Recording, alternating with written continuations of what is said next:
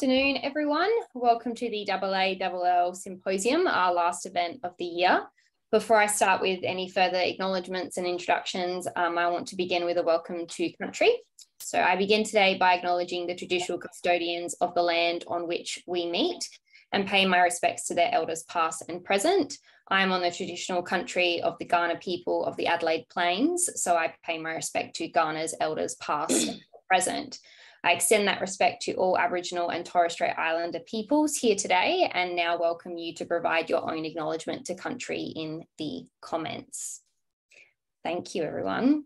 So before I introduce our wonderful keynote speaker today, I would first like to thank everyone for attending today and extend a thank you to the events team, May, Alice, Steve, and myself for organising the AALL SIS events throughout the year in this symposium. It has been wonderful working with such a great team. I would also like to thank all the speakers today for attending and giving us their time at this, what is a very busy time of the year, and I am very much looking forward to a break and celebrating the new year. The structure of today will be as follows. So first, we're going to hear from our keynote speaker. Once that is finished, we'll be given an opportunity to discuss in breakout rooms Rebekah's speech, and then we'll head into a bit of a short break. And then we're going to go into our second session, which is the academic panel, and it will then conclude with a short Q&A at the end. So without further ado, I'm going to introduce our keynote speaker, Dr. Clarkson. Rebekah Clarkson has an MA and PhD in creative writing from the University of Adelaide, where she previously worked as coordinator of writing support programs, leading a team of learning advisors through the first 2 years of the pandemic. She has a BA in Aboriginal Studies, which led to her early career in policy and government administration, including for the Royal Commission into Aboriginal Deaths in Custody, the Aboriginal Reconciliation Council, and in native title. Rebekah is an award-winning fiction writer and has worked as a creative and professional writing consultant in schools, libraries, and community venues. As an academic, she has designed and delivered English and creative writing courses in universities in Australia and the US, and has worked for many years as an ITAS tutor. She brings elements from all these areas to her current role as a learning advisor in the Student Engagement Unit at the University of South Australia. Rebekah is also the president of AALL. I will now hand it over to you, Rebekah. Thank you so much, Tiana. Thank you, everybody, for being here today. And also thank you to the PD group for the opportunity to speak and for their support of this session today. I'm really looking forward to the panel as well afterwards. So today, I really hope to remind you about how excellent you all are. I'm going to talk about what gives us cause for optimism and the small but powerful ways that we can promote optimism in our association. Two areas that I really believe in and hope to promote as the president, and the privilege of this role is in connection and community building, which, spoiler alert, that's where I believe our optimism lies, but we're going to go through that. We will have a couple of breakout rooms in this session. Don't be alarmed, don't run away. I promise you they'll be the easiest breakout rooms you were ever in. Nothing to be scared about there. I'm going to share some literature that I've engaged in to prepare for this, but mostly I'm going to tell you some stories, and I hope that it's relaxing and a little bit light at the end of a very, very full-on year. So before we move into optimism, one of the things the PD group asked me to reflect on was sort of who we are and where we're at. Well, we are learning advisors, and you are also learning developers, designers, lecturers, program developers, coaches, mentors, peer-to-peer coordinators, your math specialists, your language specialists, your TESOL specialists, teaching specialists, and researchers. You work in central teams, within faculties, in libraries and writing centres. Your work is multidisciplinary, cross-disciplinary, interdisciplinary. You develop online resources, facilitate workshops, give lectures, develop curriculum-embedded teaching. You work directly, one-on-one, with students advising and in small and large groups, and not at all. Your advising work fuels and informs your broader teaching work and your deep understanding of student experience. Students hold your support in high regard and form trust-based relationships with you. The undergrad, postgrad, international, EAL, First in Family, First Nations, and just finished high school. They're neurodiverse, neurotypical, manage a multitude of personal challenges that you are often aware of and seek to support within the boundaries of your roles. Your work intersects and dovetails with that of counsellors, access and inclusion officers, career advisors, international support student officers. It impacts and is impacted by issues of social justice, globalisation, colonialism, and neoliberalism. You are monolingual, bilingual, multilingual. You are on fixed-term contracts and in continuing professional roles. You are tenured academics and on multiple years-long casual contracts that have just cut out again. You work in hospitality and retail on the weekends and over the summer to pay the bills. You have PhDs in physics, education, pure mathematics, philosophy, education, history, creative writing, anthropology, English, and more. You have master's degrees in teaching and multiple postgrad qualifications in linguistics and TESOL. You have imposter syndrome. You don't have imposter syndrome. You are managers, coordinators, directors. You clean, wrangle, and analyze data. You ask and answer big questions about value and impact. You monitor the Studiosity account and manage the PASS program. You marvel at how you got here. You're mystified about how you got here. You know exactly how you got here. You were instrumental in establishing iCalled. You've never heard of iCalled. You ask questions like, how do I bring my professional and academic background to my academic language and learning role? And what's the best way to structure a one-on-one advising appointment?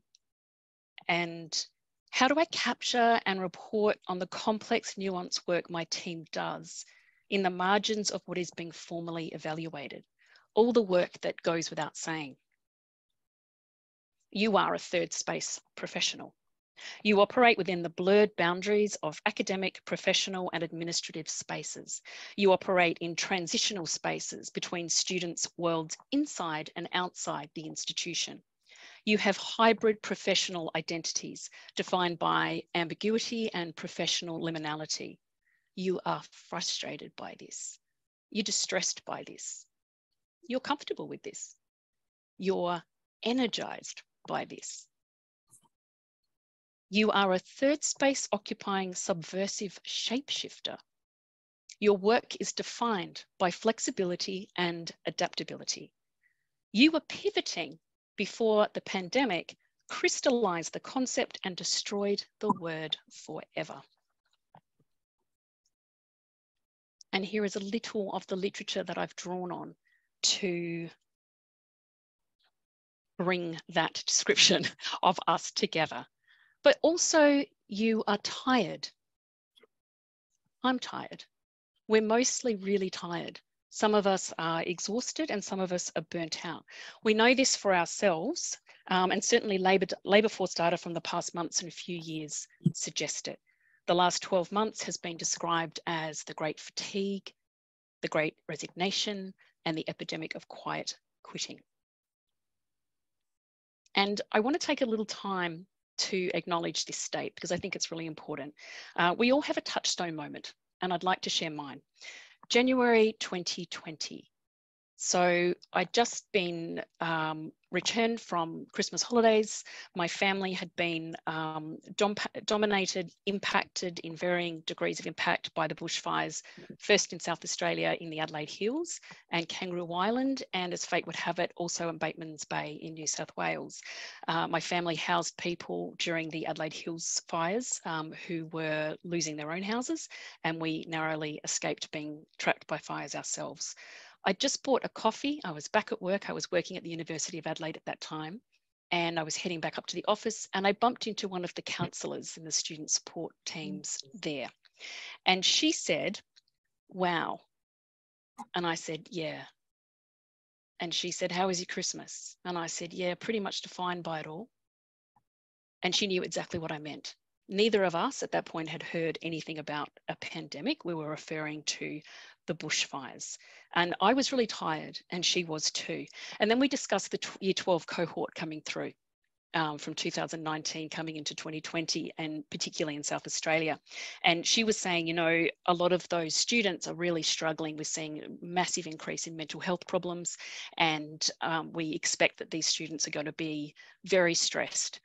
And I made a mental note, and also I think I actually said out loud, yeah, right, I'm really going to focus on not bringing in change this year, but just focusing on what we do well, because I have a bit of a penchant for change, good and bad. I thought, we're not going to do change. What did I know? I like to remind myself of that encounter. I remember it vividly, where I stood, the colour of that pale blue Adelaide summer sky. It gives me perspective on what happened next and why people around me, colleagues, family, friends, students, feel the way we do today. I think it's really important to acknowledge. Everybody has their own touchstone moment, and I'm sure that you're reflecting on yours now. And I wonder what yours is. I think of my Melbourne colleagues, I think of those in WA, Queensland, New South Wales, for all your own reasons. So a 3-year pandemic, prefaced by fire and interspersed by flood, compounded and underpinned by the normal suffering that goes with being a human being, living with other human beings, all in human bodies.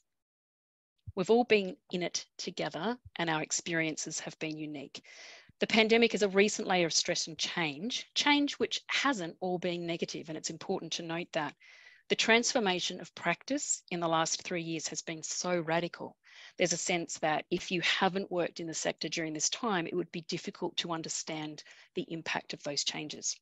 And of course, our experience is mirrored and often intensified in the experiences of our students, particularly international students, those from developing countries, and particularly to those late arriving students and all the complex challenges that they are facing and that we're seeing as we support them. Before we move to optimism, I promise you we will, I just want to go back to those South Australian bushfires, because it's specific and it relates to that touchstone moment of mine. It's one tiny fraction of the trauma that we've seen in the country, at least of all globally.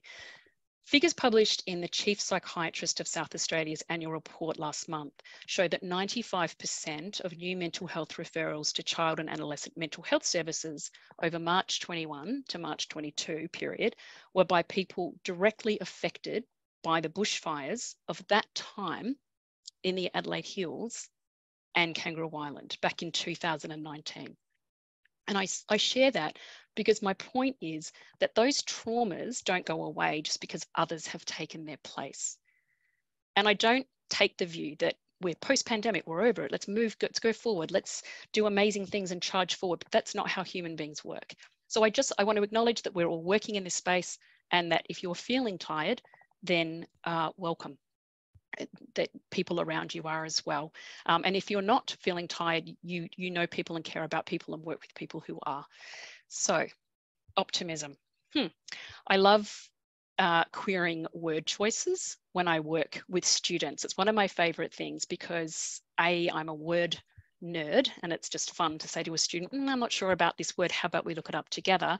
But also it's humbling because I often find that, in fact, whilst the word choice is always wrong, my own understanding of that word is often just slightly off. And the linguists and the word nerds among us, all of you, will enjoy this too. It was just, my idea of optimism was just slightly off. I didn't really have a sense that it was just sort of this feeling, a hope and a belief. It's not really evidence-based unless we're talking about data drawn from the body, which is, of course, valid data. But it is something that we can choose. It's an act of faith. It's sort of a bit ridiculous as well. Do you know why would we feel optimistic? So you would appreciate, some of you, many of you will appreciate why my ears pricked up when I heard and read that the most wonderful Margaret Atwood said that she, in fact, is optimistic.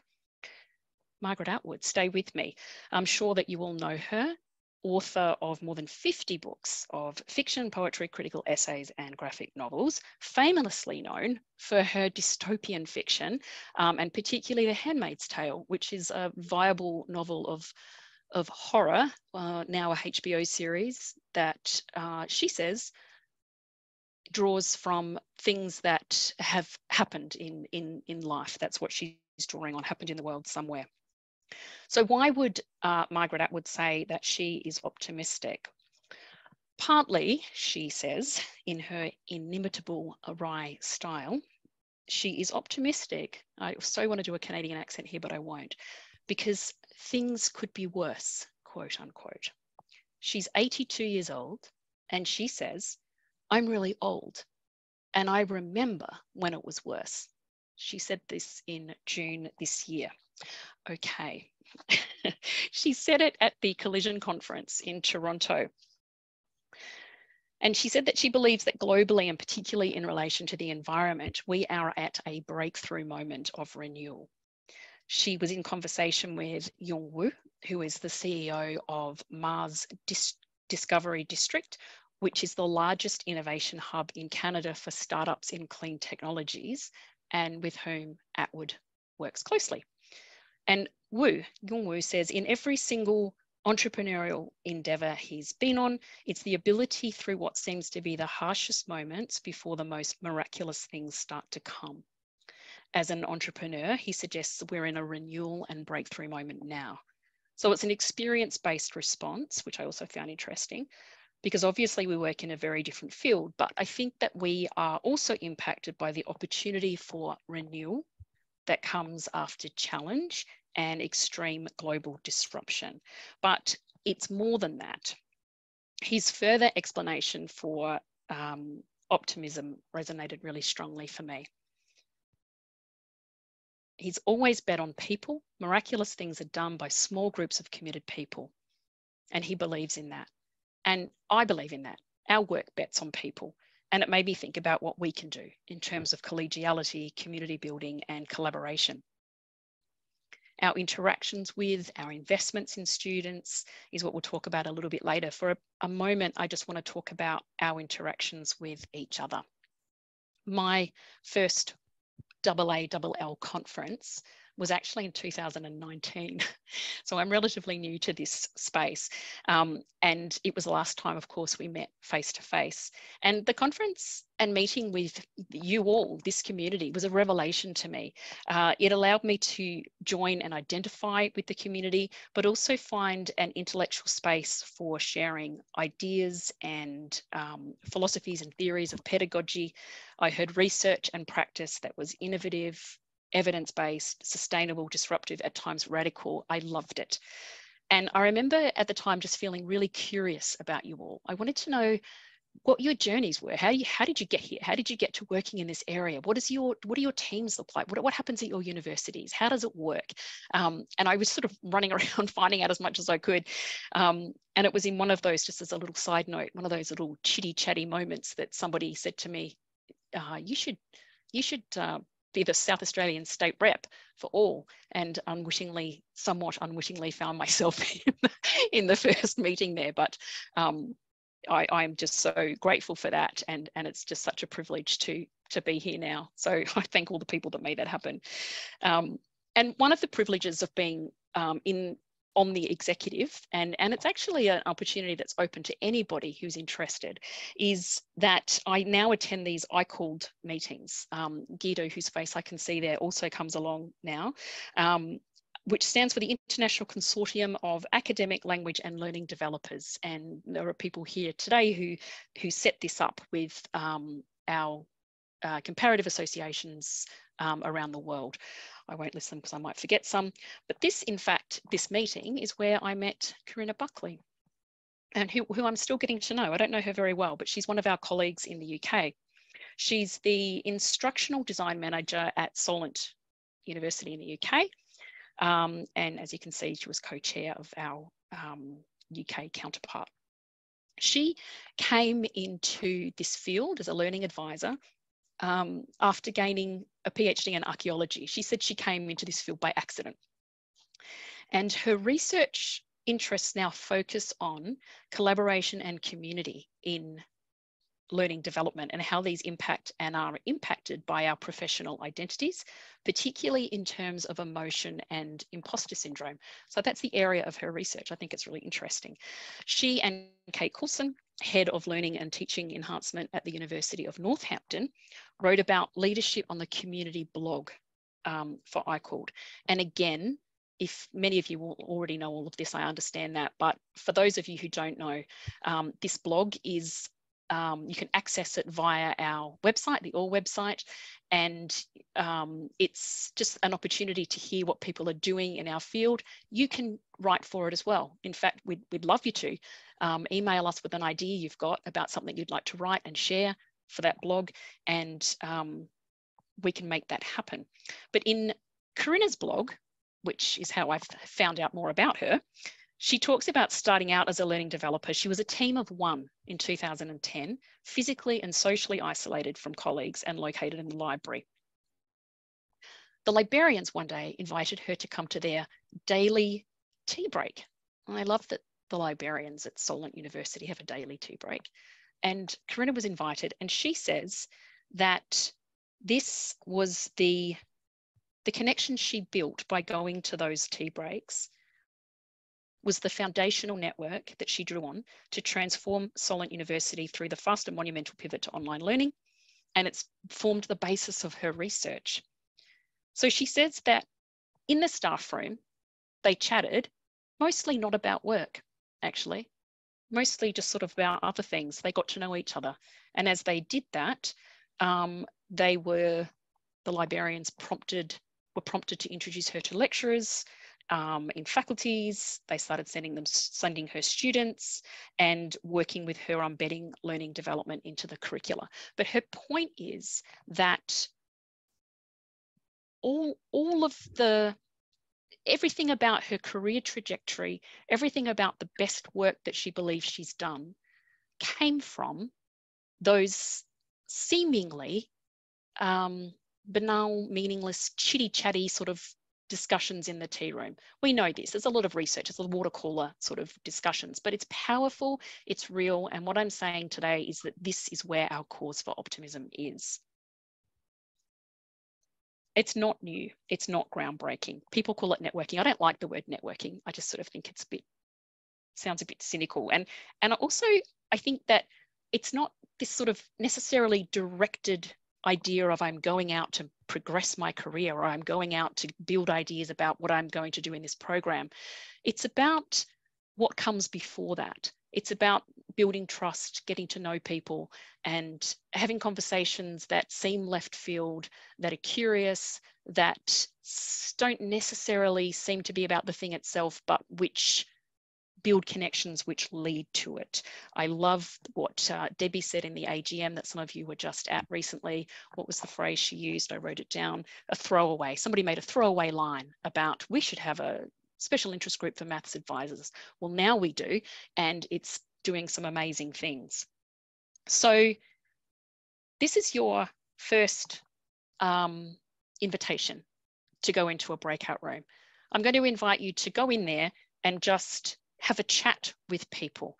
Now, for people who hate, I'm going to watch the numbers. There's 85 people. Don't leave. Don't leave. For people who hate breakout rooms, here's an idea.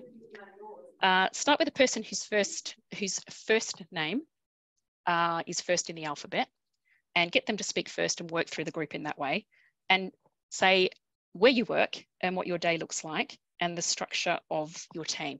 Or you might say how tired you are, or you might talk about what you're going to do this summer. Anecdotal research suggests that when we send people into breakout rooms to discuss theory, frameworks, pedagogy, etc., they don't. They just say, oh, so whereabouts are you from? And how long have you been working there, etc. And I'm saying to you that you can just do that. So the subversives among you could do something different, I guess. It doesn't matter. You're literally just going to say hello, and have a chat about how you're feeling, what's happening. And you're going to be in there for about 8 to 10 minutes. And I very much look forward. Oh, we lost 2. I love it. We'll look forward to seeing you when you come back. And thank you, Alice, for organising this breakout room now. Okay, for just a word for people who are in a room with a lot of people, maybe choose somebody to be your spokesperson. There should be 3 to 4 in one room. And if you don't get assigned, I'm staying in this room to reassign you. Thank you. I'm going to open the rooms now. Thanks, Alice.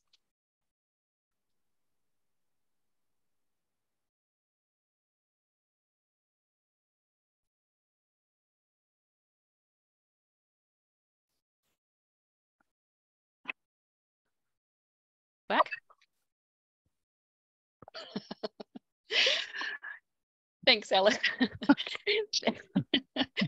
Thank you so much, everybody. We had a really fantastic discussion just as we were waiting for you all to come back from the groups. And I would love to hear some of what happened. If you are inspired to email or whatever, and we can gather any of that up, that would be amazing. We're about to head into the panel. I'll hand over to Steve in a moment. But just to say thank you all for your participation today. I think we've got enormous cause for optimism, and I love to see the collegiality, the authenticity, the sharing between us all. I think it's wonderful, and I'm excited about what will happen as a result of that. So thank you very much for your time today, and I'll hand over to you, Steve.